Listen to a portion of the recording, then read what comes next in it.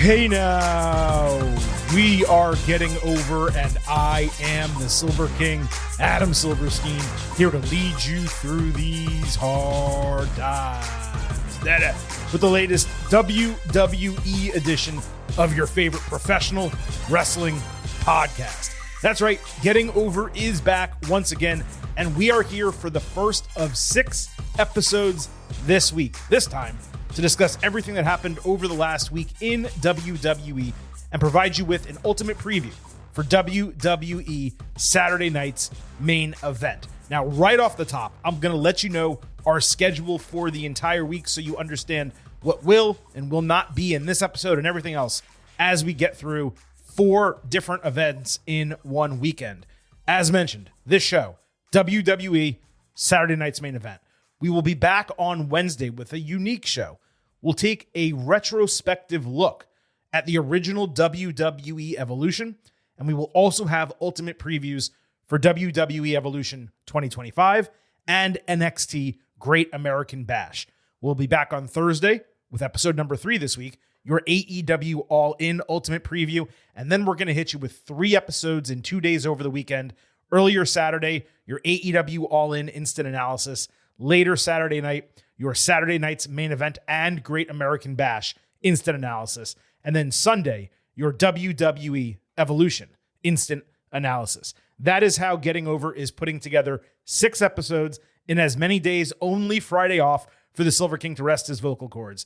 But that is how we bring you performance-enhancing audio so we can inject it as quickly as possible into your ear holes. With that said, off the top, if you're appreciative before we even get into taping all of these episodes, please remember that here at the Getting Over Wrestling Podcast, it's all about the fight. So folks, stop being marks for yourselves and go back to being a mark for me. Go back to being marks for the Silver King Adam Silverstein, vintage Chris Vanini, and the entirety of the Getting Over Wrestling Podcast. Head over to Apple Podcasts and Spotify. Leave a 5-star rating on Apple. Take a little extra time. Leave a 5-star written review. If you do, we will read it live right here on the show. I also implore you to subscribe to us on YouTube at Getting Overcast. Not only do you get our full-length audio episodes if you choose to listen that way, you get full-length video interviews, and Getting Over's next conversation will be coming this week, taped for next week. So just a little tease there. Hope to have more information on that later in the week for you. Also, please remember to follow us on social media at Getting Overcast on Twitter, at Getting Over on Blue Sky. You get episode drops, news, analysis, highlights, all of that good stuff. You can send in questions and comments for the show that we will read and answer live right here on the air. And especially this weekend, you have the chance to vote in 4 different pre- and 4 different post-show polls around AEW All-In, WWE Saturday night's main event, NXT Great American Bash, and WWE Evolution. So every reason in the world for you to follow us on social media at Getting Overcast on Twitter, at Getting Over on Blue Sky.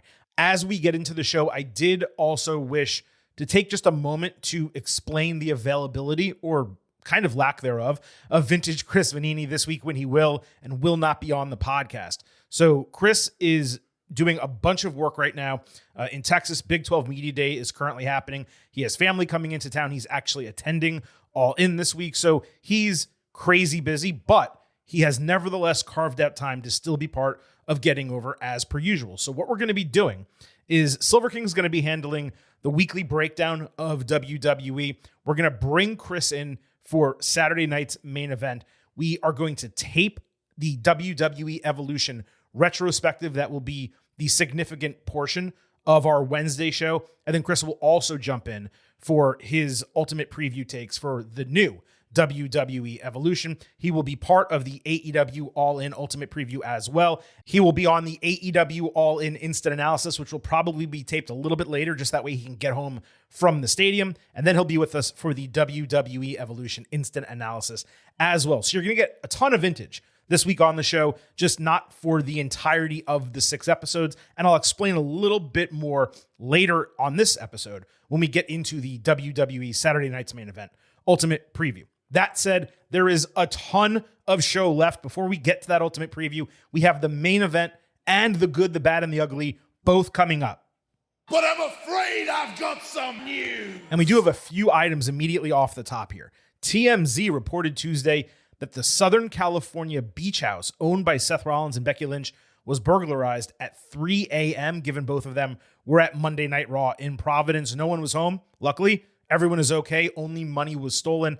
Still a scary situation. For those who may not be aware, this follows a string of similar robberies targeting athletes. Patrick Mahomes, Travis Kelce, Joe Burrow, Luka Doncic, I want to say. A couple others recently have all had their homes robbed, given they are public figures and their schedules are relatively public as well, because people know when they're playing games and attending TV shows. Now, this is still developing as we're taping, so don't have any more information, but obviously tough stuff for all involved. When I moved into my second apartment after college, this is years ago, someone tried to break down my door while I wasn't home.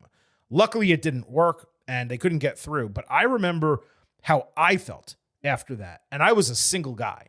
I cannot imagine being parents with a daughter and thinking you have this secure California beach house and then finding out someone actually got inside. Now, I always suspected it was someone from the moving company that brought me in there. When cops showed up, they literally had the gall to ask me, they're like, do you sell drugs? Because why else would anyone want to break into your apartment? Do you have cash or drugs around? I'm like, how about you show some concern for me as a citizen? Someone tried to rob me. No, I don't sell drugs. How is that the first thing your mind goes to? I understand it really from their perspective, because as a normal person, why would someone want to break into my home unless there was something there that they would have wanted? But to immediately jump to drugs and cash like that just didn't make any sense. Anyway, that's my story. Hopefully everyone is okay on the Seth Rollins, Becky Lynch end. And, they just, get more security, which it sucks to say that that's necessary. But these are the times we live in, 2025. On a positive note for Becky, she's been cast for the pilot of a show called Movers, a half-hour workplace comedy about a moving company. It is aiming for a series order on FX. There's a lot of steps before this gets made. Let's be clear about that. They have to do the pilot, the show has to get greenlit after that, then actually put on television. And sometimes even between the pilot and it going on TV, they recast the show. But it's still notable, given those associated with it, FX's propensity for putting out quality comedies. There's a lot of good stuff, and there has been for years on that channel. Last week, we briefly spoke about Roman Reigns being cast in the Street Fighter movie alongside 50 Cent and Jason Momoa, which is just a random-ass cast. Turns out, Cody Rhodes has also been cast in the film, playing Guile, the American soldier, big part of the original Street Fighter film and games. What's funny is Guile has a flag tattoo on his arm, historically his bicep. It would be amazing if they just say, you know what? You already got the tat on your neck. Let's just call it a day. The casting works. It allows me to hold out hope still that Kofi Kingston gets cast as DJ. But like I said last week, based purely on the casting, we don't know plot or any other details. This movie is probably going to be garbage, but I'll nevertheless be seated for the entire thing. Congratulations to Carmelo Hayes and Kalani Jordan, who got engaged over 4th of July weekend. Talk about a good-looking couple. How WWE has not figured out a way to do a love-based reality show in Orlando at the Performance Center, I will never understand. All these dumb dating shows trapping people on islands, in apartments where they can't see each other. Yet WWE has an active workplace with underlying drama, young, attractive people straight out of college, a gym they share, an apartment complex at which most of them live. It's ready-made for a reality show. Someone get me a showrunner. Silver King will executive produce. In terms of SmackDown and Raw this week, look, the Pittsburgh crowd, it sounded terrible for SmackDown on Friday night, but the crowd was amazing for Raw just a couple days earlier, and the shows obviously were taped consecutively in one night. So I'm going to chalk it up to WWE's typical audio issues on tape shows, which never make any sense, but they are consistent. Aside from that, it was an incredibly boring episode on TV Friday night. Thank heavens it was only 2 hours. The entire show could have just been an email. And with 2 special events airing just 8 days later for the main roster, it was a total waste of time watching SmackDown. Even the matches made on the show were relatively ho-hum. One of them, though, was probably tied for WWE Match of the Week. Raw was the opposite experience. WWE completely delivered Monday night, as did Providence, where it was hosted. Great crowd in Rhode Island. Best of the summer so far. Best in probably a couple months. There were a few matches that were too short, but they were short for creative reasons. Interestingly enough, this episode of Raw was one of the funniest start to finish that WWE has put on in a while, really from the opening segment all the way till early in hour 3, and then it kind of got serious over the last half hour of the show. I would say a 9 out of 10 episode, 8.5 out of 10 episode overall. Flew by on Monday night and just loved everything that they put on Raw, with the exception of one segment, which we will discuss in a little bit. Now, just a reminder, the way we do Ultimate Previews here on the show, we try to discuss as much as we possibly can in the main event, in the good, the bad, and the ugly, just to kind of make sure the previews go a little bit quicker for those who may listen a lot closer to the shows actually airing on Saturday and Sunday, respectively, in this case. So the majority of what happened on WWE television, we're going to talk about imminently. We will go over the matches one by one in the Saturday night's main event Ultimate Preview on this episode. And I'll just remind once more, all coverage of WWE Evolution will happen in an additional WWE episode this Wednesday. We're going to do a retrospective on the 2018 show and a full Ultimate Preview of 2025. And we're also going to talk about NXT Great American Bash all on Wednesday right here on the Getting Over Wrestling podcast. I'll also remind that here at Getting Over, I happen to love the number 5. and I hope you do as well, because for $5 a month or $50 for the entire year, you can become an official Getting Overhead. Just visit buymeacoffee.com/gettingover, sign up. You'll get bonus audio, the fastest 5 minutes in professional wrestling, instant reactions to every major show, and exclusive news analysis posts each week. Again, that is buymeacoffee.com/gettingover. We would greatly appreciate your support. We're a free show. We're an ad-free show. We have been since we started. And this is the way that you can assist us and keep everything humming along. Plus, get some free content out of it as well. Now, all that said, it is time to get into our total and complete breakdown of the week in WWE. And as always, right here on Getting Over, we kick it off by sliding into the main event. This is the main event. Seth Rollins opened Raw wearing a cut-off gator skin beige jacket. And I gotta say, it's the first time he's worn something I'd 100% rock if I had the money. I'm just assuming it was expensive.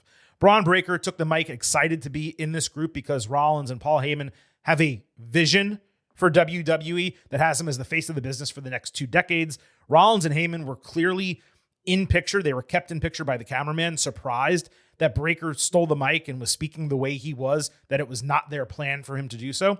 Breaker, who was back to being overly tanned, but not entirely orange, he went on a rant about Sami Zayn being pathetic, and it was amazing how much Scott Steiner there was hearing him in this promo.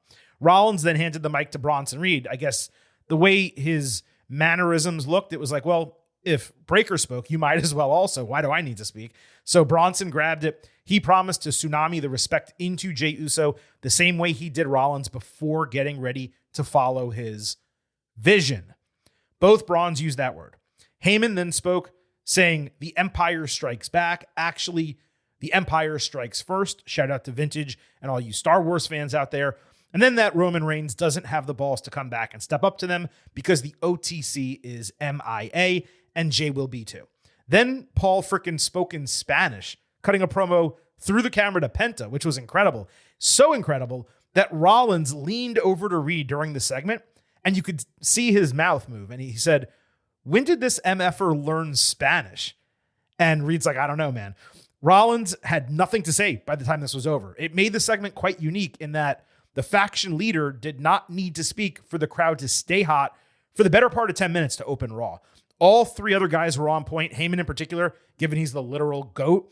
But it was so much more important for Breaker and Reed to speak, given what we've been saying about them recently.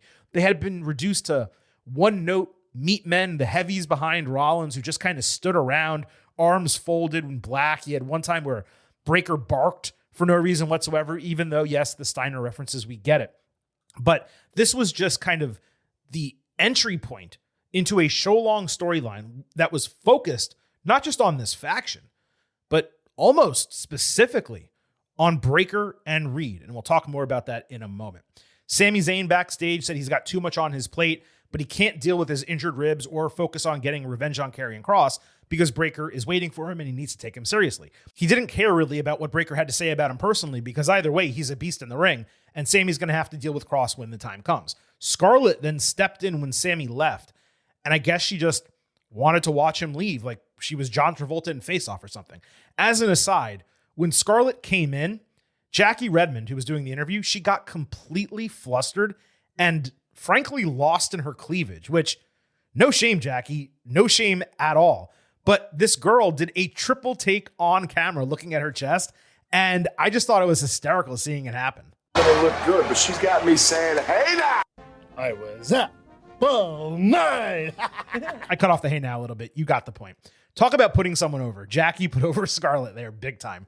Cross attacked Zayn during his entrance for his match. Again, beat him with a lead pipe. They're calling it a steel pipe.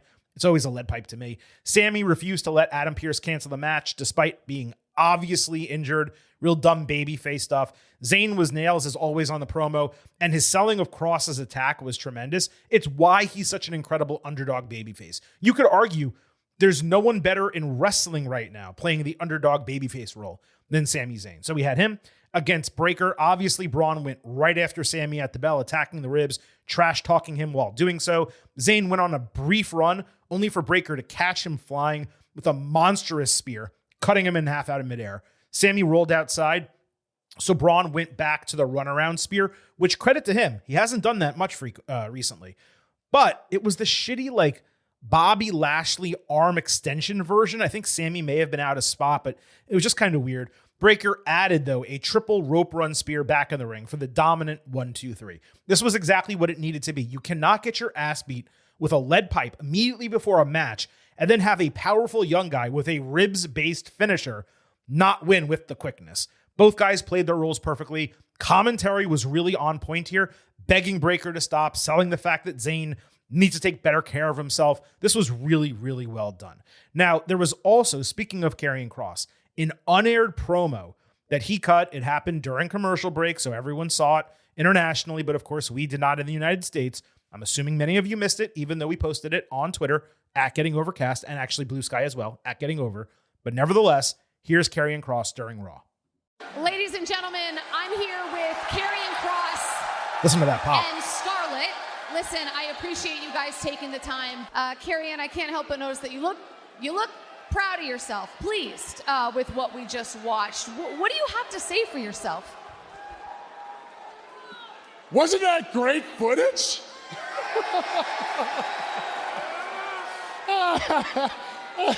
What do I have to say for myself? Well, people. Oh. Chanting during a promo. This is pretty crazy. Well, now you got me. And I got you, Sami. See, this is what's going to happen. Every single week you come out here, Sami, I'm going to come out here too. And I'm going to blast your guts with a steel rod. That's what's going to happen. What did you think was going to happen? You beat me in Saudi Arabia and I was just going to go away? Sami, it's very simple. All I need you to say is Kross told the truth. And until you do that, this is going to happen week after week after week. Because let's tell the truth, Sami. I am the devil they know versus you, the devil they don't.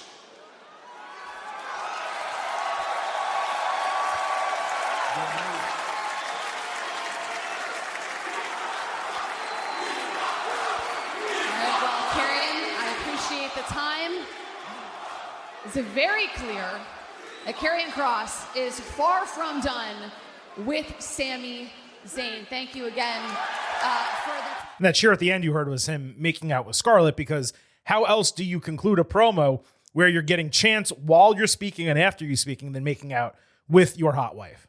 It should have been me. It should have been me. I mean, the crowd is out there cheering about him destroying a face with a lead pipe.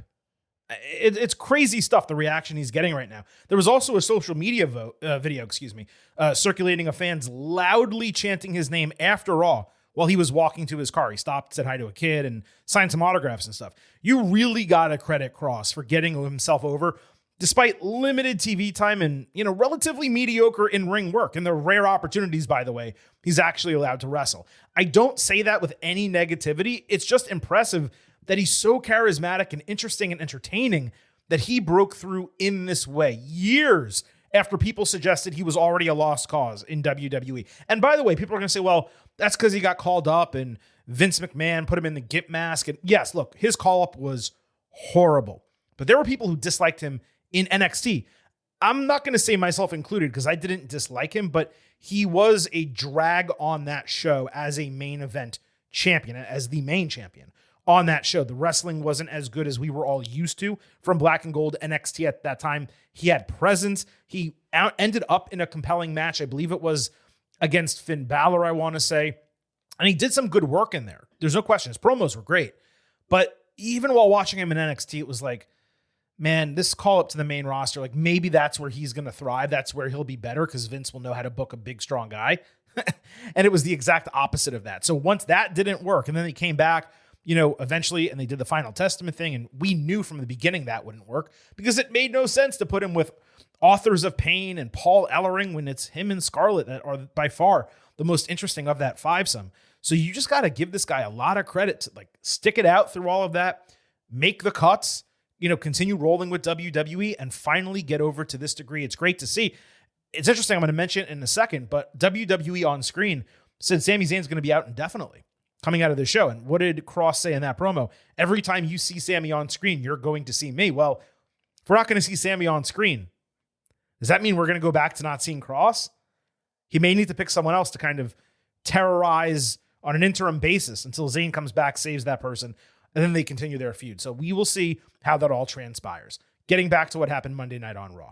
Rollins backstage was expressing his pride in Breakker getting the win, but he was bothered about Cross setting the table for him and people thinking he didn't win on his own. This was Braun talking.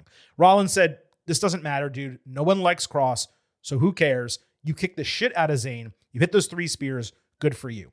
Heyman walked in all somber, making the guys think he had bad news. He's the one who explained that Sami's been ruled out indefinitely. They all had a good laugh at that. Seth then snapped at Reed, saying, "Hey, man, you shouldn't be laughing at shit. You have not taken care of your business. You have not handled your part of the bargain just yet." That motivated Bronson. Cut to Jay making his entrance through the crowd, not being mic'd up, so he really couldn't hear anything he said, even if it probably was all the same stuff. We joke sometimes on this show about WWE listening to us creatively, hearing our criticisms, and then rectifying stuff on TV the next week. There may not have been a more clear example of that being something we can legitimately joke about than how Rollins' crew was treated across the first hour of TV Monday night. First, the promo segment with everyone but Rollins speaking and laying out their personal motivations. Then this backstage segment, building on their personalities and their relationships as we learned how they interact with one another. This is exactly what we spoke about being necessary 7 days ago.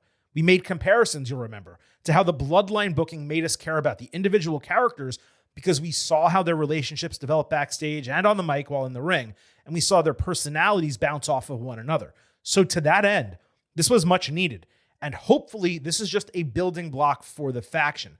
Really, the only thing still missing is a stable name and entrance. How hard can it possibly be to just call them The Vision? It really cannot be that difficult. I don't understand what's taking so long. We'll talk more about that in a moment. Let's move to the match that I just previewed. We had Jay against Reed. Jay's entrance was handled perfectly on Monday. It started, he made his way to the ring quickly. The arena got to enjoy the rest of it, plus I presume an encore, while the commercial break played for us at home. Much better use of TV time. Interestingly, it looked as if Jay may have lost his gear or something because he came out dressed in relatively normal clothes, black shorts and Nikes, and he looked way, way better in the ring. As I've said, the Usos gear, both Jay and Jimmy, it largely sucks. So go dumb it down, wear black, throw your name on it. You want to have main event on there as well? Cool. But this is the look that Jay should be going for. Usos penitentiary type of look, way better. Reed fell into a desk chair. He got super kicked out of it in a fun spot ringside. But when Jay tried a second tope suicida, Reed literally picked up the same desk chair, launched it at Jay through the ropes, got a DQ. He followed with 2 tsunamis and then mocked Jay with the yeet as he left. I thought he was going to pile on some more tsunamis. A third would have rocked the house, but the fans were hot for the first 2. Way, way better than their attack last week that we heavily criticized on the show. Now, I'm not going to sit here and praise DQ booking, but it did make sense here. Reed needed to come out of this looking strong, so there was no way he could lose. Jay is coming off being world heavyweight champion, so you can't exactly have Bronson beat him clean unless he's going to get a main event push, which was not going to happen. Maybe the move should have been Heyman distracting the referee as Reed threw the chair, and then he could get the tsunamis and the pinfall. But doing it in spontaneous fashion out of anger, that fit his character. Plus, his goal, as stated in the opening promo, was to crush Jay and earn his respect with tsunamis just like he did with Seth. And that happened. It's exactly the way this transpired. So would a cleaner finish have been better and nicer? Sure. But this actually worked for me. So then we had another backstage segment. Heyman and Breakker, they confronted Penta, with Paul speaking more Spanish again, Penta having none of it. There was an aside at the end, once Penta left, where they grumbled about Cerro Miedo being stupid. Breakker saying, looks like 3 up, 3 down, like in baseball. And I just cackled when he said that. That's a terrific observation by him. Again, character building in a way that entertains fans and allows us to see someone's layers beyond being a crazed monster. Consider how differently Breakker came across this Monday compared to a couple weeks ago when his entire personality was standing silently behind Rollins and then backstage barking like a dog when someone confronted them. He came off like a real person you could actually care about, whether a babyface or a heel. And that's why Breakker and Reed, and really Heyman too, were all better off Monday night than they had been really at any point since the Vision has been put together. And by the way, that's just what I'm going to call them until a name is announced. It's ridiculous to call them Rollins Crew or Group or whatever the case. They're the Vision, and if WWE can't figure out a way to trademark that or come up with a logo, I don't know what is delaying this, but they got to get their heads out their asses and name this group. We had Penta against Rollins. This main evented the show as one would expect. Penta took Rollins down with a hurricanrana off the apron. He cut his eyebrow, Seth did, on a tope con hero, so he used Penta's mask to wipe his blood away, which was pretty cool. Rollins caught Penta springboarding for a gutbuster, mocked his gesture during a frog splash. Penta came back with an outside-in hurricanrana and Penta driver for a 2.9 false finish. Rollins again caught him for a buckle bomb. Penta rebounded immediately out of the corner for a Mexican destroyer, leading to a 2.9 rope break. Rollins was being set up, I think, for Penta driver again, so he used the back of his head for a low blow. He just moved it upward into his crotch, and then he immediately hit the stomp, got the 1-2-3. Rollins had Heyman call out the goons for further punishment, but Knight attacked out of the crowd, LA Knight did, for a sudden BFT to stand tall, with the crowd cheering him wildly as Raw went off the air. It was simultaneously a disappointing, yet perfect end to the match. Disappointing, given it concluded with a thud, but perfect because Rollins is a smart heel who got out of a difficult situation literally using his brain.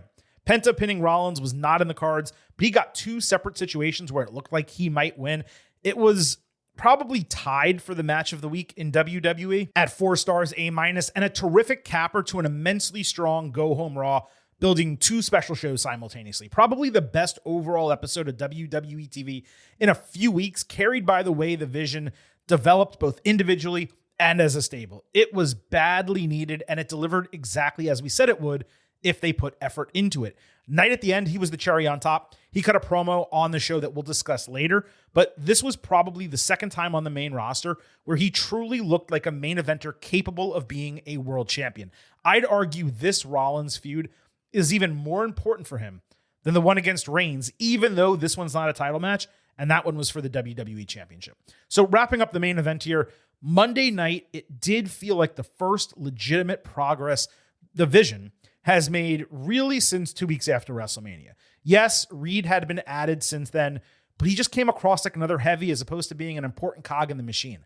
That changed on Monday. Reed and Breakker progressed more Monday night than since either joined Rollins, and this should be a paradigm of how WWE books the stable going forward on Raw, in-ring and backstage.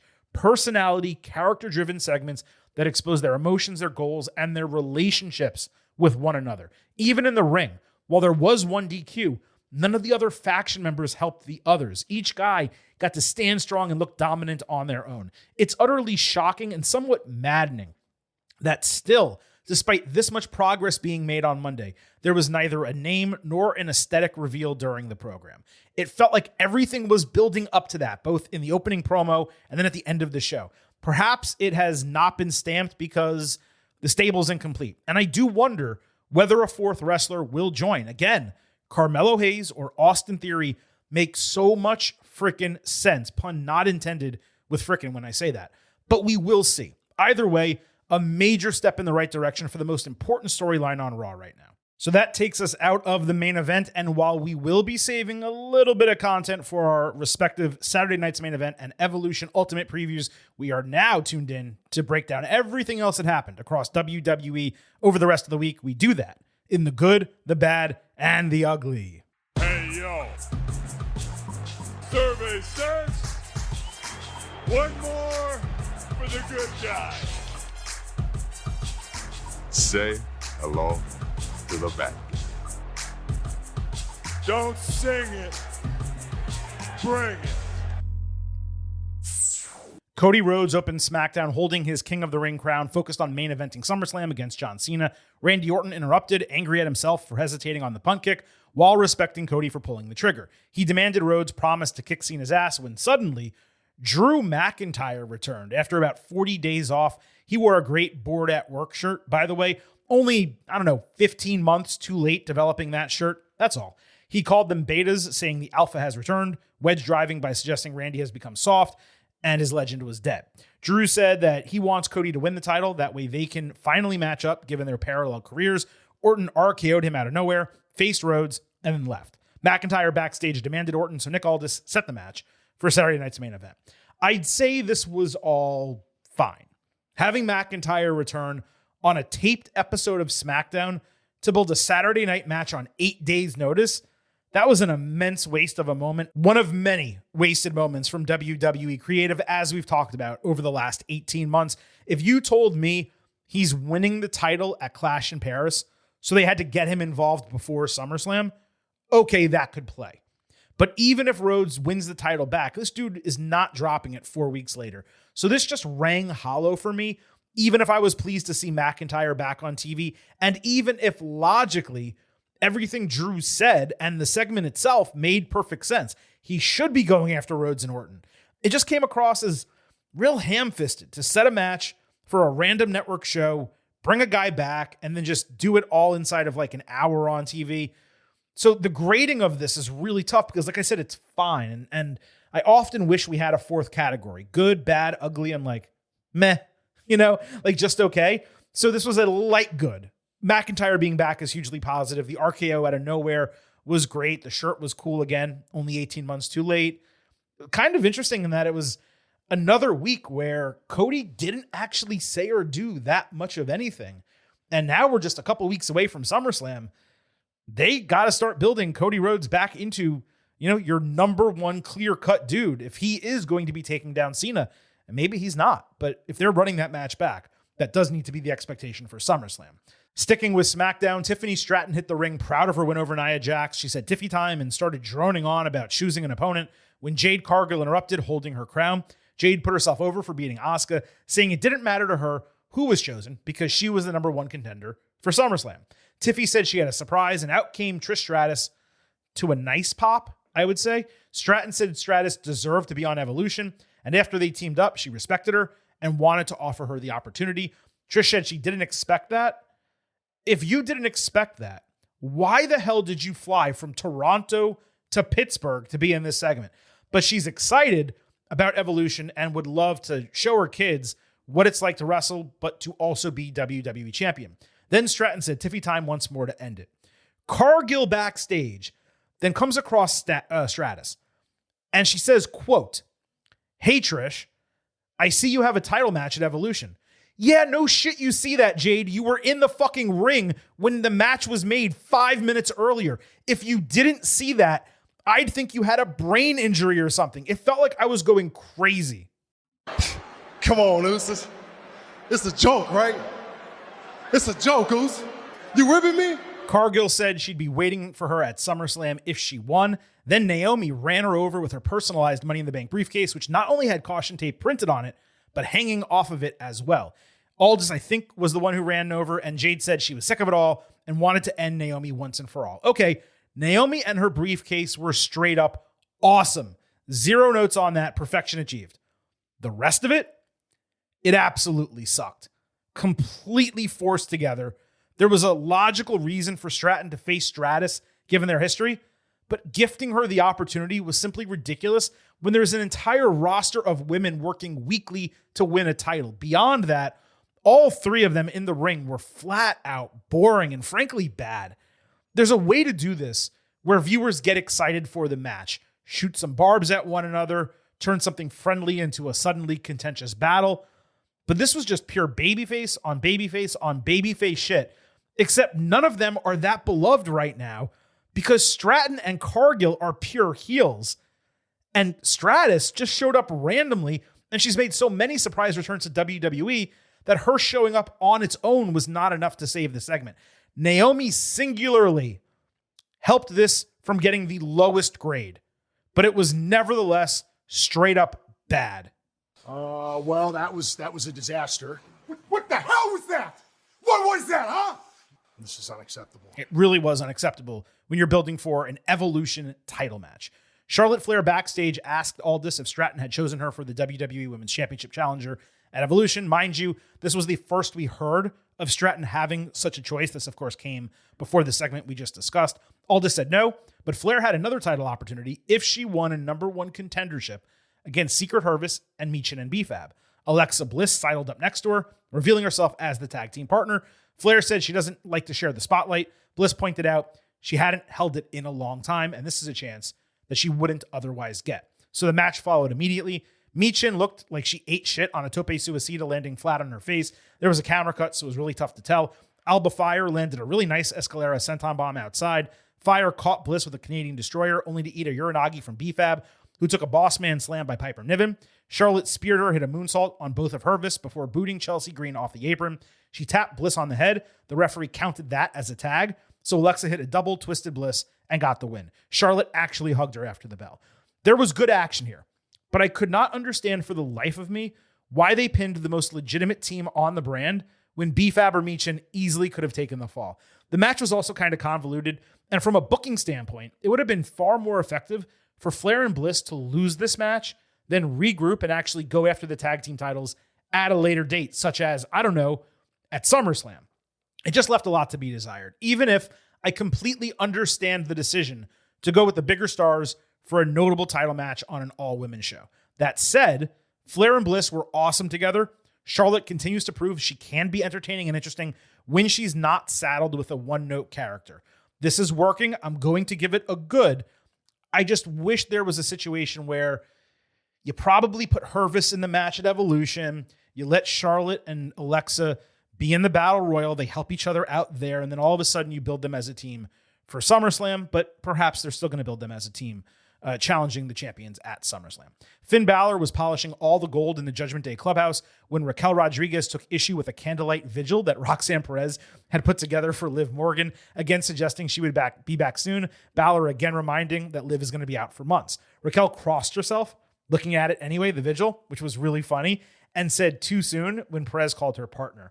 JD McDonough was itching to find out what's next for them as a tag team, and Dominic Mysterio couldn't figure out who gave them a get well soon cake, even though it literally said at the bottom, from AJ. Styles then poked his head out from behind a wardrobe and then disappeared into the blackness. Straight up 10 out of 10 segment for my taste. Among the most natural engagements that Raquel has had in her entire career. Legitimately funny, which she really should lean into a lot more. Balor still feeling himself and his leadership role being a shitstar, the intentional comedy of AJ and Dom.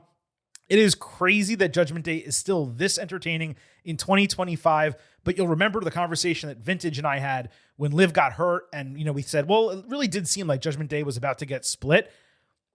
They've breathed new life into it, and even without Carlito, they remain funny, giving Raquel and Roxanne some of that role and having Dom kind of play up his comedy chops, using AJ in this role.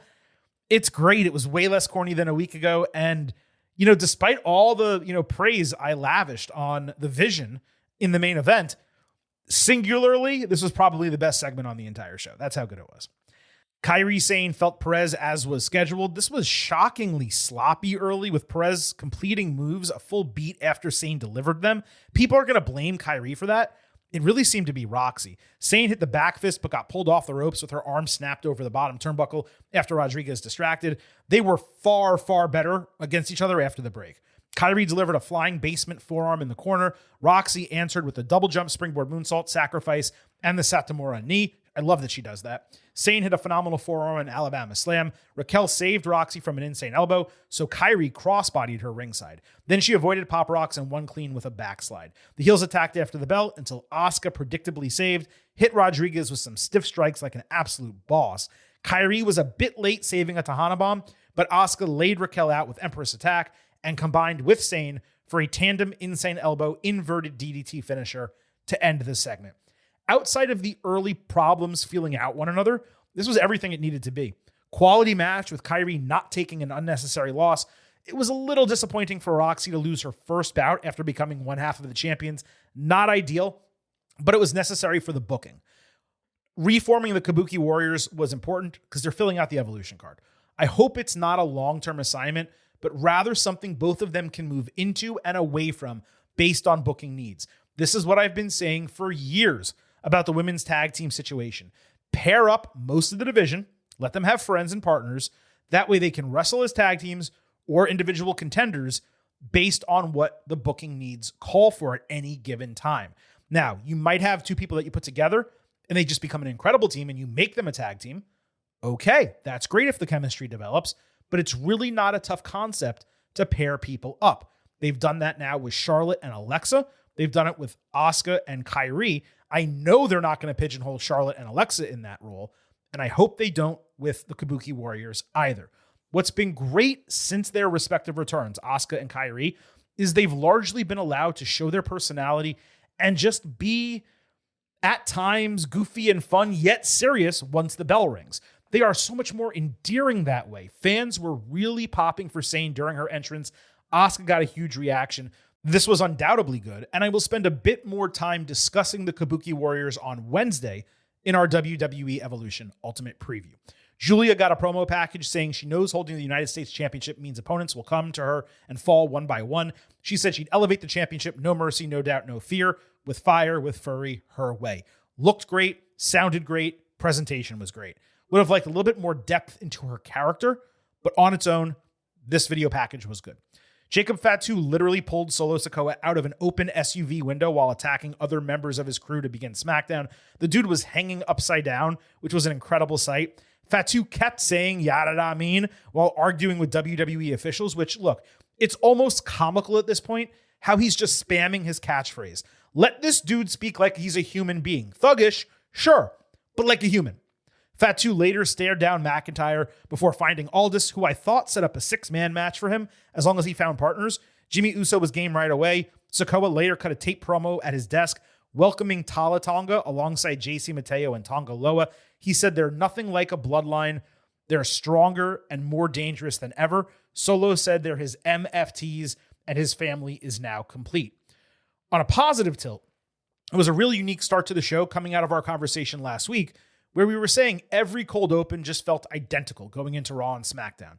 I also thought Sikoa was really strong in his promo, except just as with the crew on Raw, they were one line away from hammering home the details we need, like a faction name. Remember, Tama Tonga was called MFT for a bit himself.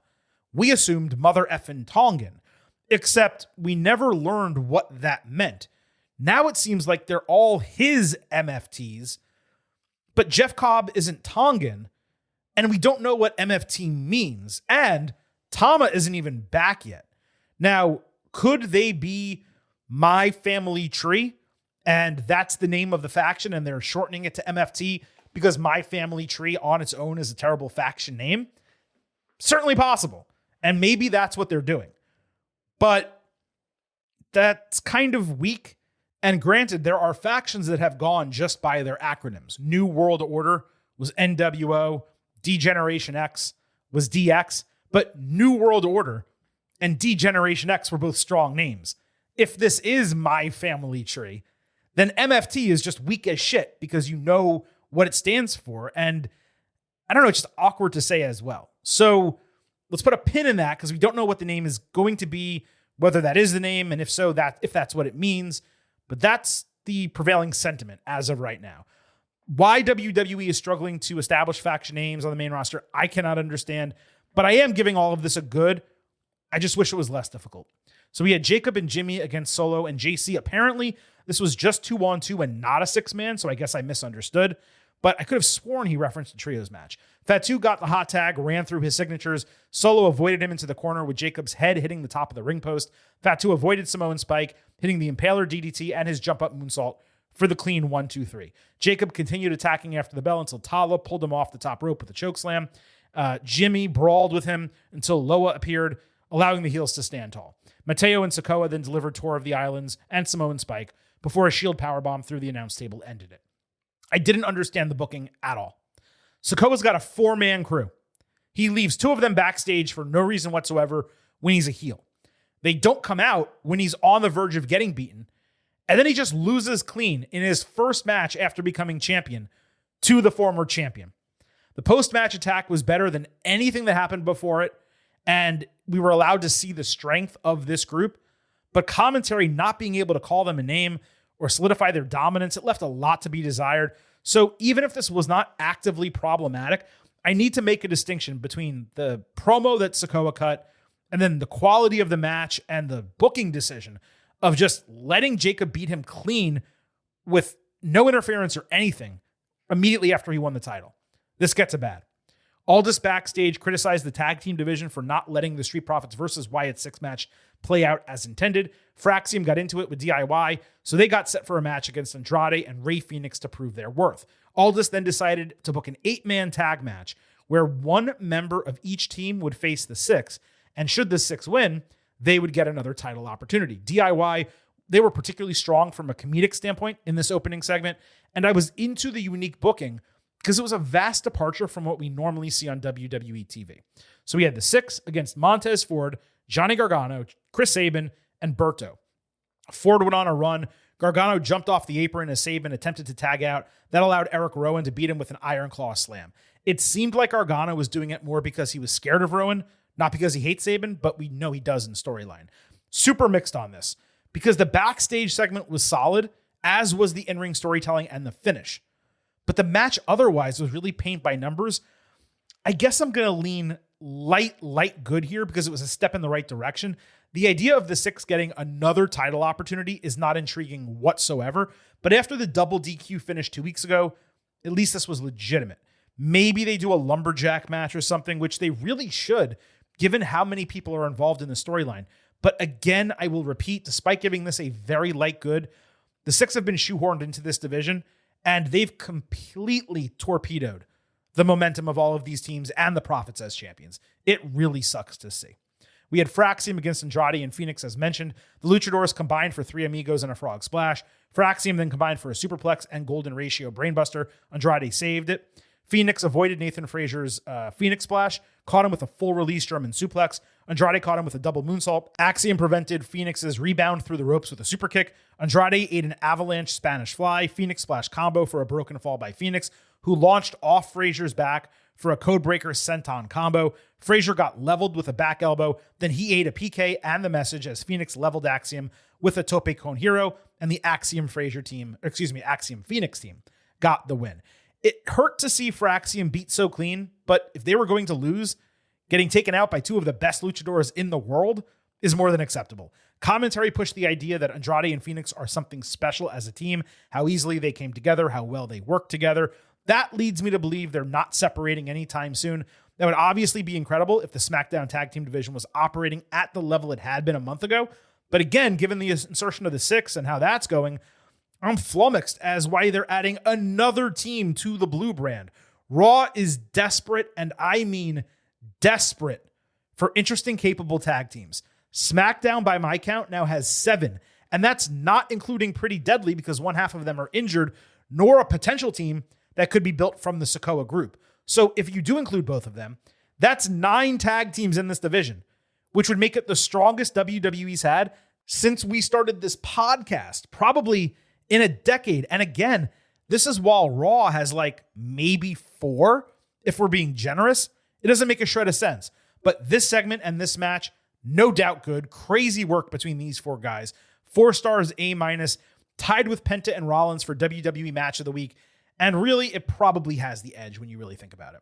Speaking to how poorly, by the way, this division has been handled of late, the Profits, which won the titles, haven't won a match in 2 months since the TLC. For Axiom, which had that long winning streak, they haven't won a match in 6 weeks. What is going on? This just does not make sense. By the way, my guess as to why Andrade and Phoenix are teaming up is they're probably going to go after Los Garza for the AAA tag team titles at Triple Mania this summer. That makes the most sense. I wonder if they do that, whether they win or don't, and then they kind of separate as partners on TV, maybe even fight each other after that. Damian Priest approached Aleister Black backstage to talk about R-Truth. Black said it was all done. They handled it. They each got a licking. Priest informed that they had a match set for next week anyway. Black criticized him for setting up his friend, saying violence begets violence. Priest refuted the idea that he's a good guy or that Truth will be Black's next victim. Nice little backstage confrontation. I still don't understand why Truth, a guy who made such a big deal about coming back and driving now as Ron Killings, needs Priest to fight his verbal battles.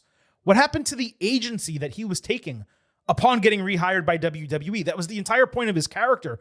Now you have Priest talking shit for him. It doesn't really make any sense. I don't have a grade because this was so short. I also want to see what happens with it next week. American Made backstage struggled to understand how El Grande Americano could book a match for himself on the show, with Brutus Creed saying, "This must be impossible because Chad Gable is hurt." Julius smacked him across the head. Adam Pearce asked what he was talking about, and Brutus said Gable was a symbol. Ivy Nile said Gable couldn't be pleased, and she got a battle royal spot. All I could think about when this was over, who was higher? Brutus in this segment, or whichever WWE writer gave him that line? Why the hell would you take a booking concept that's humming along perfectly fine and have Brutus verbalize this the way he did? There were about 100 better ways this could have been achieved without lifting the mystique the way they tried to do it. This was dumb, and straight up, it was ugly. 0.0. 0.0, Mr. Blutarski. So we had Dragon Lee against Americano. Cole went on his unhinged moronic rant at the start of the match, trying to suggest Americano was now an entirely different person, given his conspiracy theory about Gable was proven to be ridiculous. It completely fell apart. Now, that said, it did look like Americano took like a round of Ozempic or something, because he slimmed down significantly while back in Mexico for a bit. It's also possible he learned a little German while he was gone. Dragon hit a Liger bomb, tried to rip off the mask. Such disrespect for a legendary luchador. Americano came back with a climbing, flying neckbreaker, but Dragon hit his impactful hanging double stomp and a tope con hero. Dragon attempted to go high risk after. Americano loaded the mask as per usual, one with a running headbutt that looked super impactful. Well delivered. Look, just because he's a cheating heel, that doesn't mean he deserves to have his identity mischaracterized by Cole week after week, especially given Cole couldn't even figure out who in his conspiracy-laden mind Americano was supposed to be now. I wish the crowd was more into it, but the wrestling was terrific here. Everything that's happening with Americano continues to fit for me. Despite the recent hiccup, 3.75 stars, B+. This was good. New Day backstage were dressed like they were in mourning at a funeral, saying Judgment Day winning the titles killed the tag team division. That's not what killed the tag team division. Viking Raiders were also there, reminding they didn't get an automatic rematch, and neither should New Day. Becky Lynch popped in with her heaviest heel work yet, saying New Day made a smart move by getting rid of Big E, quote, "real scumbag. I hate that guy." She's clearly jealous that he still has feelings for Mama Lynch. New Day, they also got an in-arena promo that was not aired in the United States. The portion of the promo, only a portion, that was posted on social media, it was identical to the backstage segment. That's really frustrating. I will give WWE credit, though, for posting 3 of 3 segments Monday night. There was also one featuring Dungeon Dolls and Akira Tozawa that happened during commercial break. That got posted on social media. Extreme light good for trying to develop something with the tag team division, but Raw needs more teams, and they need more interesting teams. And as mentioned, there are way too many of them on SmackDown now. For a 2-hour show, they got to move some people over. We later saw Grayson Waller speaking with New Day backstage. Austin Theory still is nowhere to be found on television of late. They have been wrestling dark matches, with Theory getting big-time babyface pops for whatever that's worth, but it is not being translated to television, so we just don't know what's happening with any of those guys. So that takes us out of the good, the bad, and the ugly and into our WWE Saturday night's main event ultimate preview. The first of 4 ultimate previews this week right here on the Getting Over Wrestling podcast. Now, as mentioned, Vintage is not here live for this ultimate preview. In fact, he will not be for either of the WWE previews. He will be for AEW All In. However, because we were able to prepare ahead for this show and our Wednesday show, he sent in some audio, all of his thoughts, picks, and predictions for both Saturday night's main event and Evolution. So we're going to operate this ultimate preview a little different than usual. It's obviously the Silver King who kind of breaks down the storyline coming out of Raw and SmackDown. I'm still going to do that as applicable for things we have not already discussed on the program. But rather than give my opinion and my thoughts initially off the top, we're going to check in with Vintage, and I'm going to have the chance to respond to what he said and, of course, offer my own picks, predictions, and get the last word. Just a real nice way for Silver King to be able to be the last one to always speak, because here on the Getting Over Wrestling podcast, it is important we do not forget. This is my show. My show. But really, just from a formatting standpoint, it makes the most sense for us to do it this way. And what I've done is split up all of his takes by match, but I have not heard them yet. So I'll still have the opportunity to respond to them relatively live, not canned, as natural as possible. I will also note right before we begin this match by match breakdown that there's only 3 matches as of right now booked for Saturday night's main event. I assume we're going to get a 4th Friday on the Go Home SmackDown. I'm guessing as of right now, it's a rematch for the United States Championship between Jacob Fatu and Solo Sikoa, but I just do not know what they're going to put on this show. When you consider there's only 3 matches on this edition of Saturday night's main event, and one of them is a title match involving Goldberg, which cannot possibly go longer than 10 minutes, then you really just sit around and wonder, what the hell is this show going to look like? How is it going to be formatted? Are they potentially going to use it to build to Evolution on Sunday? I could see that happening.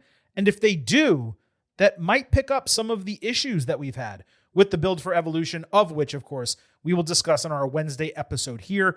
But let's go ahead, break this down match by match, and we're going to start with the most recent bout added to the card, Randy Orton against Drew McIntyre. We already broke down everything that happened on SmackDown earlier in the show, so let me throw it to Vintage for his thoughts and his prediction. Man, I hated everything about this Drew McIntyre return on SmackDown. For one, it was only a couple of months away, and he comes back in a talking segment. He doesn't even get to come back laying somebody out or doing something devious. Not only does he come back in a talking segment, he looks like a loser by the end of the segment because he gets RKO'd by Randy Orton. I just all the time, at every opportunity, they make Drew McIntyre look like a loser, even when he wins sometimes. And I just don't get it. I guess I'm going to pick Randy Orton here because it's a Saturday night's main event TV. You have the babyface win. You're setting up maybe Randy Orton versus Cody if Cody takes the belt back at SummerSlam. Maybe this becomes a multi-match feud with Drew and Randy, and if that's the case, maybe Drew gets the first win here, but I was hoping Drew McIntyre comes back with a bang and dominant form again, and I just can't trust that he's going to kind of get that big push until I see it. So I'm going to go with Randy Orton here. So while I disagree with Chris's overall take on the segment, I do agree with his contention that McIntyre, when being brought back, should have returned to WWE in much stronger fashion, standing tall, beating the shit out of someone, etc. I thought it was fine that it was a talking segment he came back in. But again, to do it so unceremoniously on SmackDown, a taped episode, so a portion of the audience knew it was happening. He was only away for 40 days, so how impactful of a return is that? And then you're kind of ham-fisting it in to quickly build a match on 8 days' notice at Saturday night's main event. It just really did leave a lot to be desired, even if McIntyre on the mic was entertaining as usual. I did not mind the RKO at the end because McIntyre is a heel and you want the babyface to stand tall. Plus, it was 2-on-1 in the ring. Granted, all 3 of them didn't brawl, but if someone was going to stand tall in that interaction, it was going to be the babyface side. I also disagree with the pick and prediction here. With McIntyre coming back after 5 weeks out and Orton already coming off a loss to Rhodes, I just don't see how you can have Randy beat Drew in this match. SummerSlam being a 2-night show that's going to air 3 weeks later, that means a lot of matches need to be built.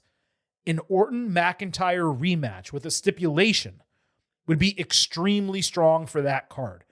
And the only way doing that makes sense is if McIntyre wins the first meeting. Now, is that palatable that Drew wins a match on 8 days build on Saturday night's main event and then loses at SummerSlam? No, not really. But if Cody is going to come out of SummerSlam as the WWE champion, then that creates a perfect opportunity for Randy to beat Drew and then step up as challenger, and we get the heel Orton, babyface Rhodes feud that we wanted during Cody's first run as champ. And Cody's not going to drop it to Randy right away. So you run that match, and you have McIntyre come in on the other side as the next challenger for the title. And really, to what Drew said on SmackDown, the fact that they do have parallel stories, both of them being told by WWE, F off, we're not going to book you better than we are right now. Go prove it somewhere else and make us hire you back. They both came back. They both won the championship upon coming back and got over and are way better wrestlers now in WWE than they were when they left initially. That's a great story. It's probably not a WrestleMania story. I don't see WWE booking Drew in the top main event role going into a WrestleMania, which is unfortunate because he could be and should be, but that absolutely could lead a long build to a title match at Survivor Series War Games. Maybe you have them lead teams going into that show, and then you get Rhodes and McIntyre for the title in the main event of Royal Rumble. I could see that happening. So there's a lot of ways this can go. But if you're going to run the rematch at SummerSlam, you got to imagine McIntyre wins the first meeting. So I do have Drew winning here. I'm actually anticipating this match. I don't want to say more than anything on the card because it's a really strong card despite it only being 3 matches. But I am I'm more unsure about the way this is going to be booked compared to the other 2 matches. And I think in some ways that's relatively positive. So I have McIntyre. He has Orton. LA Knight against Seth Rollins. Now, I mentioned what happened earlier at the end of Raw, but Knight got a promo package earlier on the show saying Rollins was in debt to him for taking the Money in the Bank briefcase out from under his nose. He put himself over for coming back a week after 3 tsunamis and said, while he can't take the briefcase off Rollins, he'll ensure he knows it's his game. Ironically enough, this was probably one of Knight's worst promos on the main roster, specifically because it was packaged up with audio and all these visual elements. I'm not saying the guy is Stone Cold Steve Austin or The Rock, but imagine polishing up one of their promos like that rather than just giving them a live mic and letting them talk shit. It reduces the impact of his words and delivery to frame him like that because it's less authentic than Knight grabbing a mic and talking shit, which is why we care so much about him because he's capable on the mic. Luckily, that was not the only time we saw him Monday, given he did the BFT to Rollins at the end of the show. That made this less of an issue than had it been the only time we saw or heard from him on the show. That would have been disappointing if that was the case. This has developed into a hot feud, and I would expect to see Rollins, or at least the Vision, on SmackDown this Friday as a bonus go-home setup for this. So now that I've laid the groundwork, let's go ahead and hear from Vintage what his angle is on the match and his prediction. Obviously, they let LA Knight stand tall on Raw, meaning there's no doubt that Seth Rollins is going to win, as if that wasn't already obvious. I imagine he'll probably have some interference help from his guys. But man, LA Knight is still just so over. Like, he closes Raw, huge crowd reaction, gets huge pops on his music. I don't want to say worry, but it does feel like he's kind of settled into that jobber to the stars role. He'll get the Roman Reigns match. He'll get a Seth Rollins match, but he's not going to win those types of matches to kind of elevate himself into the world title picture, at least not yet. He's in the title way, 4-way at Royal Rumble a couple years ago. Just hope LA Knight looks good in this and Seth wins probably via chicanery. Pretty easy call. Seth Rollins wins. Knight did stand tall to end Raw, but Vintage probably forgot there's still a go-home on SmackDown, and it's quite possible that Rollins or the Vision come out on top before Saturday night's main event. The question is going to be, what the booking plan is for SummerSlam, because I had originally believed this match would be on that card, and it still might be. But that makes this not that easy of a call. Let's game this out a bit, okay? WWE only has two options for Rollins at SummerSlam: a stipulation match against Punk, and fans chanted for Punk wildly during Rollins' segments on Raw this Monday, or another match with Knight. I guess you could say that they could also run like a 6-man match involving Jey Uso and Penta and Punk and then Rollins' crew. Maybe you could do something like that. But chances are, I think he's going to be in a higher profile match, given it's SummerSlam, not Backlash or something like that. Don't forget, we saw that Gunther-Punk interaction last week on Raw. Booking that match for SummerSlam for the World Heavyweight Championship, that would make a ton of sense, given how WWE is not going in the Sami Zayn direction I thought they might. And if you're going to set up Gunther-Punk, that means Rollins needs another opponent for the show. I could see a perfect parallel to this last Money in the Bank reign, except he screws Punk instead of Reigns by injecting himself into the main event. It's also possible, since Punk screwed McIntyre every single time there was an opportunity last year, that Rollins attempts another heist of the century, but Punk costs him with a failed cash-in, adding even more fuel to their fire.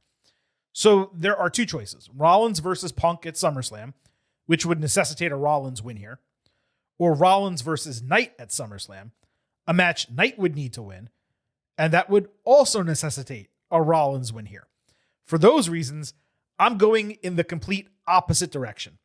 I'm going to say Punk returns at Saturday night's main event, helps thwart the Vision, and helps Knight beat Rollins.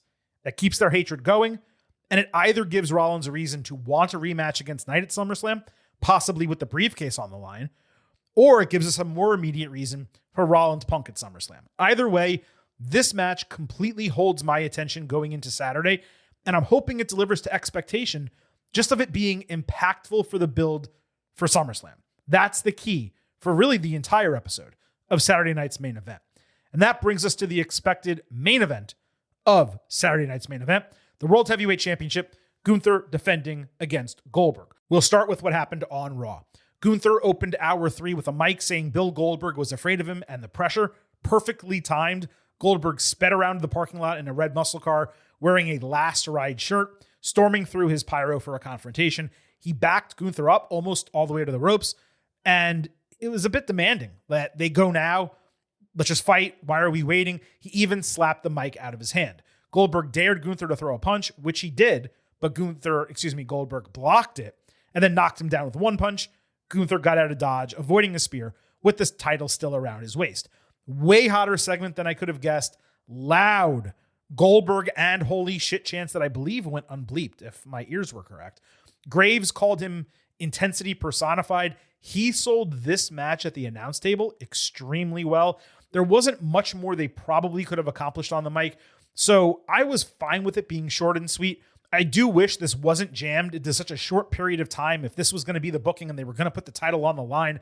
But as long as you saw the origin of the feud from last fall, it does play well as an entire package. And credit to WWE for continuously running that to show that this is not a 2 or 3 week build. It's actually something that's been progressing over time. It's just that there was a big gap between when it started and now when it's finishing. I did get a DM from a listener, and I apologize if I botch your name. I'm doing the best I can. Aniket Kakatkar at KAKAT262 on Twitter. He said, I don't know if you're going to get to it during the pod. We're getting to it. But what was Goldberg thinking trying to spear Gunther while Gunther was wearing the title across his waist? Was the plan to take a title shot to the head, just landing a violent spear straight on it? Laughing my ass off, Gunther already saving Goldie. You know, didn't really think of it in the moment, but generally, I mean, the title's around the waist, and if you're going to spear, you're going to spear the upper chest, upper rib area, I guess. So theoretically, Goldberg could have completely avoided it. But what I was impressed about is that Gunther took the bumps while the title was still around his waist. That cannot be comfortable. And he rolled out of the ring with it still on, not detached, nothing. So it's funny that you saw it that way. I just saw it as, oh my God, that was so uncomfortable. Why didn't he take the title off and hold it up in the air? That way, when he got speared, the title flew. And then also Goldberg could have held the title up at the end of the segment. So maybe it could have been, paced a little bit better the way they portioned it out. But all in all, it was a really hot segment on Raw. Surprisingly so, the way the crowd reacted to Goldberg. But I think because it's a retirement match, everyone knows it's the last time. And we enter it without many concerns of Gunther dropping the strap, which certainly was not the case in prior matches against Roman Reigns and Bray Wyatt. I think we come into this with a different mindset than we would otherwise have. I can speak for myself saying I'm happy that Goldberg is getting an opportunity to go out on his own terms in Atlanta. And even though I wish it wasn't a championship match, Goldberg and Gunther is absolutely the right booking. He's the perfect final opponent. He's the one guy in WWE right now who could really benefit from Goldberg going out on his back. I say one guy. There's really two. The other's Braun Breaker, but as of right now, Gunther in a far more prominent situation. Let's flip over to Vintage and get his take. Really not much of a build going into this. I did appreciate they had to remind us what happened at Bad Blood last year. Gunther is winning this match. Obviously, Goldberg is not going to win the championship. I still wish this wasn't for a championship, or at least it was a championship versus career or something. It's really just kind of a showcase goodbye match for Goldberg, so no doubt who's going to win. Biggest question, I guess, is does this go 5 minutes even? And how much does Gunther look dominant or does he not? I mean, he didn't, Pat McAfee stuck around for a while. He gets the title back against Jey Uso. Just be entertaining. I hope Goldberg hits a spear, maybe hits a jackhammer, let Gunther kick out of it. Just give me the best hits of Goldberg, and then we can wish him goodbye. Again, I like the music video they made for Goldberg around this, rock music. I love big, muscly men yelling into a microphone to rock music. That's pro wrestling to me. And so we've gotten at least a little bit of it. Goldberg, heck of a career. This is finally, hopefully it. Gunther wins. Pretty easy call. Yeah, I mean, Vintage nailed this. We've said it before on the show. The booking for this match really needed to be, if you were going to put the title on the line, which it did not need to be, but WWE, they wanted to make the change and they planned to make the change. This was not a change of plans type of situation. They wanted it for two reasons. One, it does enhance the match, even if it was unnecessary for the title to be on the line here. But if you want Gunther as champion going into SummerSlam, you don't want to change it after this match with 3 weeks left before the big show. You want to give him, at least a couple month reign going into that major event. So I understand why they made the change. I understand why the title is on the line, but it made so much sense for, Gunther to say, I'm champion now. I'm putting my foot down and I'm going to dominate this division again. Goldberg comes out. I didn't like all the shit you talked about me. I want to take what means the most to you. I want to take that strap. And then Gunther say, you don't deserve it, dude. You've been terrible all the times you've wrestled here. You're a shell of yourself. You're however old you are. If you want my title, then I want your career. And then you go title versus career.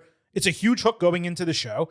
And you don't need to then have Michael Cole sitting on commentary saying, well, Goldberg told me this was going to be his last match. By the way, a 30-minute interview, quote unquote, that they had where we got 3 minutes of it on television, and he didn't even say that much, including that it was going to be his last match. But instead of having Cole say, well, Goldberg told me, yeah, it's going to be his last match, but if he wins, he kind of gave me a wink and said, well, maybe it won't be, right? You don't have to worry about that if you just make it title versus career, because you're getting the same stipulation or the same general concept, of the match with a much more engaging stipulation. It also gives both of the guys a lot more to say in the weeks leading into the show. So that for me was a big creative mistake. I don't necessarily care that the title is on the line because, like I said earlier, there's not the same worry I have going into the show that Goldberg could potentially actually win this strap. In terms of what I expect from the match, it's tough because the best match of Goldberg's WWE career to date was against Brock Lesnar at WrestleMania. Just for clarity, I mean WrestleMania 33. So we're all on the same page. That was less than 5 minutes, but it was an absolute car crash between those two guys. And it was so exciting, and there was so much adrenaline popping because it was the definition of big meaty man slapping meat. That's what I want. I mean, really. Oh, we got 2 big meaty men bumping me tonight. That's what it was about at WrestleMania 33. And really, that's what it should be again here at Saturday night's main event. They did make a point during their back and forth promo segment, or maybe it wasn't even back and forth. I think it was just Gunther speaking extemporaneously himself, saying that, you know, he could beat Goldberg in 3 minutes, but he didn't want to because he wanted to lay in the pain on him and really make him pay. And I just don't see how you could main event a show like this and give a 3, 4, or even 5-minute match. Because it is on NBC and there's going to be commercials involved, I could definitely see a situation where it starts like slowish. They get into some rest holds. They go to commercial break during that. And then they come back and you get a 4-minute match to conclude the show that is maybe not the same as Goldberg and Lesnar, but has the same adrenaline, energy, Goldberg kind of going out on his last legs and just putting it all on the line and doing everything he needs to do to give a last gasp at, you know, winning the title and continuing his career again, even though the career technically is not on the line. So my prediction, obviously, is Gunther retaining the title. If I was Las Vegas and I was setting an over-under in terms of how long people think the match is going to go to kind of encourage even betting on both sides, I'd probably do it at like 5 minutes and 44 seconds, something like that. But if I was betting that line, I would pick the over because it is on broadcast television. And I don't think they're just going to do a car crash type of main event, because it'll be certainly obvious if that's what's happening. If, let's say, the bell doesn't ring until there's 5 minutes left on the broadcast, as an example. So for all those reasons, I think it's going to go longer than expected. Fingers crossed the match is better than expected. But at the end of the day, Gunther's going to walk out still the World Heavyweight Championship.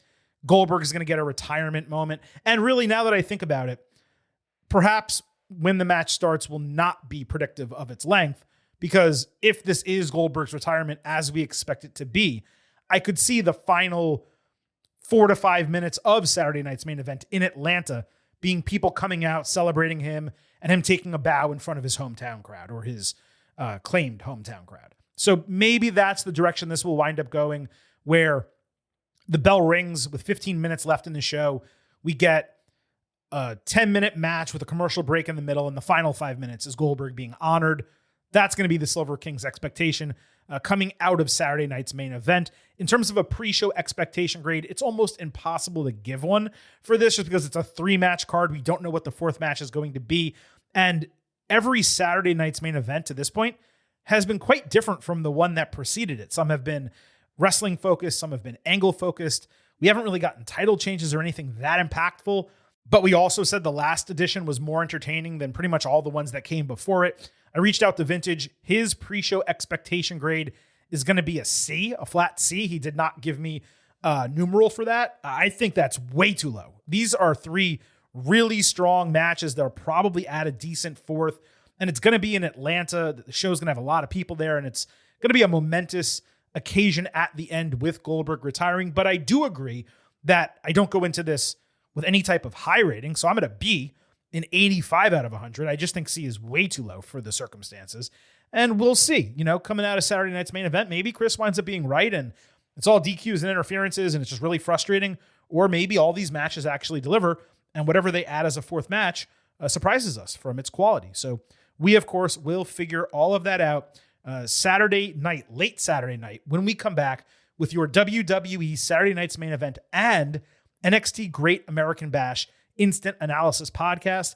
I will reiterate the schedule at the end of the show, but I did want to mention again to follow us on social media at Getting Overcast on Twitter, at Getting Over on Blue Sky. Not only do you get episode drops, news analysis, highlights, and all that, not only can you send in questions and comments for the show, you can vote in our pre- and post-show polls all weekend long for NXT Great American Bash, AEW All In, Saturday night's main event, and WWE Evolution. You can only get that on Twitter at Getting Overcast, but you can also follow us on Blue Sky at Getting Over. So let me run down that schedule as promised. Today, of course, in the books, our first of 2 WWE episodes will be back Wednesday with your WWE Evolution Ultimate Preview, a retrospective on the first Evolution, and your NXT Great American Bash Ultimate Preview, a loaded bonus Wednesday episode. On Thursday, we'll have your AEW All In Ultimate Preview.